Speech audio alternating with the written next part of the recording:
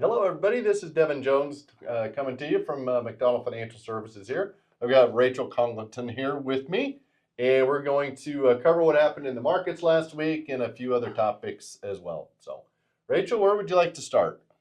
Let's talk about what's going on with Iran Yeah, recently. the ceasefire is still a little bit murky, I guess, if you will. It's still intact, technically, but it is on tepid terms, I guess, to say the least. So, kind of going back and forth, still trying to work on the negotiation side of it. Iran's biggest thing lately is, they want to hold on to all of their, I guess, their material, their nuclear material, their enrichment side of things, and the U.S. does not want to allow them to do that. So that's been probably the biggest sticking point. Obviously, the Strait of Hormuz as well has been a sticking point.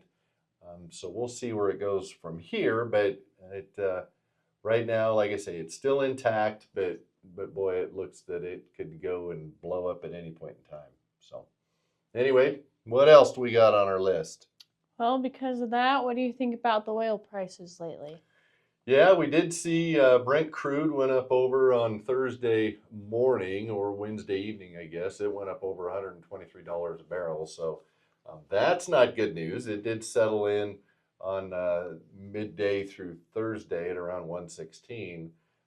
But that has just continued to be kind of a thorn in the side. I mean, you can start to kind of, I guess, follow the rabbit hole down to a lot of the topics we're going to cover today. But that kind of sets up a lot of things for future discussions that we'll have not only here but with our clients.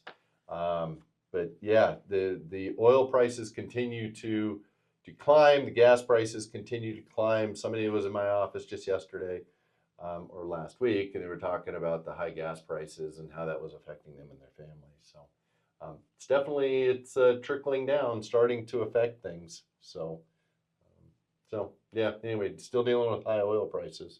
So probably will be for quite some time. So Yeah.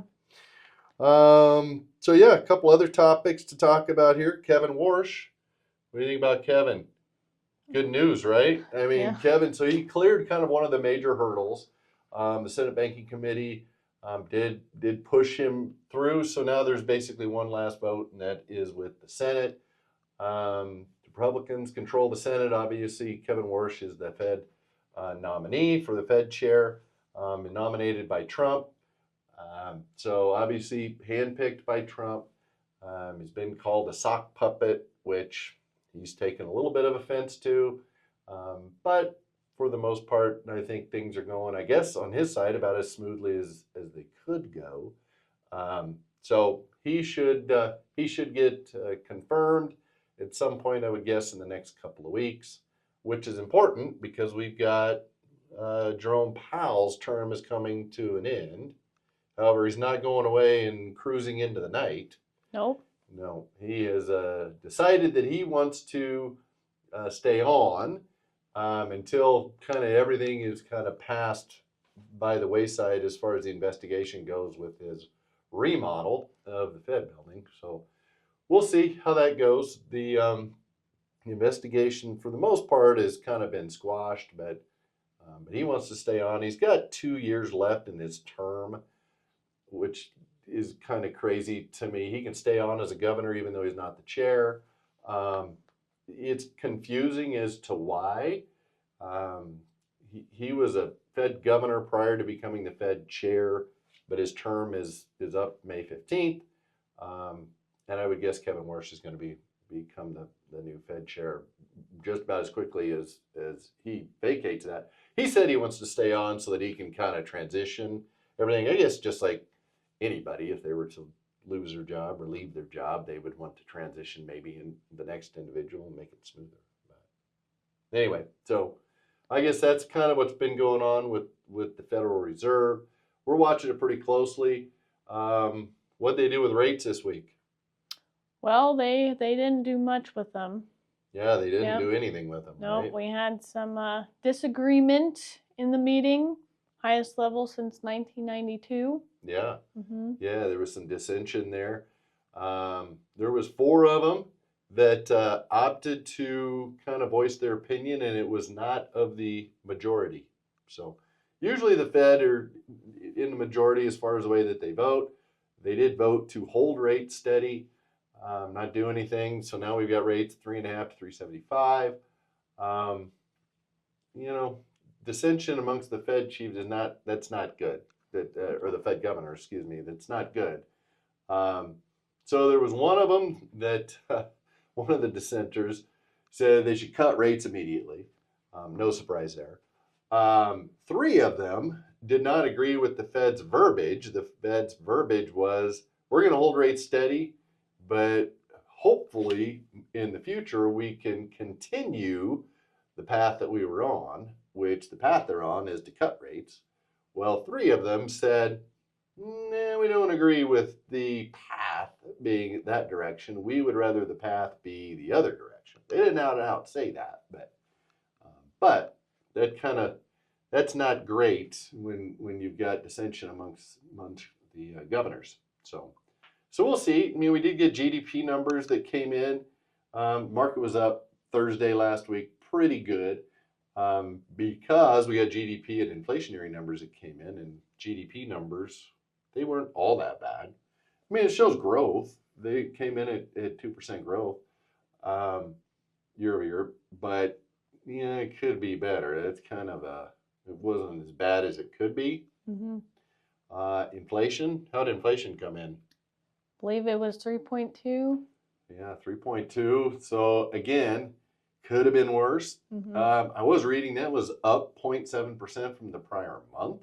So that definitely shows that, you know, the higher oil prices, energy prices at a kind of a high level anyway are starting to push the inflationary numbers higher. So, which again, kind of go back to our prior topic, it's probably why we had some dissension amongst Fed chief, because again, we're seeing inflationary numbers start to tick back up. So they're not entrenched, but you know, 1 month, they're not going to make decisions on 1 month's information, but they definitely, if it continues like this, it's going to be something they're going to have to really take seriously. So, yeah. What's next on our topic? What should we talk about? Oh, heavy earnings reports last week. So, a lot of the Mag 7s, 4 of them actually reported on Wednesday. All 4 of them, Meta, Amazon, Microsoft, all of them just blew their numbers out of the water. Now, Meta and Microsoft, they were down on Thursday. They were down substantially on Thursday, basically because of their spending. So a lot of money being spent on AI right now, and so you know that's just going to be kind of the way that it is. Google blew their numbers out, and their stock was up 9%, I believe, on Thursday at one point. So, so we are seeing Eli Lilly came in with really good numbers. They're not part of the Mag 7, but Eli Lilly came in with really good numbers off of their GLP drugs. So, I think that there's some definitely companies that are making loads of money. So the underpinnings of the economy are still pretty good. And then we'll kind of see how things go from here. So, what else? You want to talk about Costco or Live Golf? You pick. You take Live Golf, I'll take Costco. That sounds good. So, for you golf lovers out there, we did get word that the Saudi Arabia, so Live Golf versus PGA Golf. So just a little background, I guess, if you will. PGA Golf, high level, that's what the governing body that oversees golf.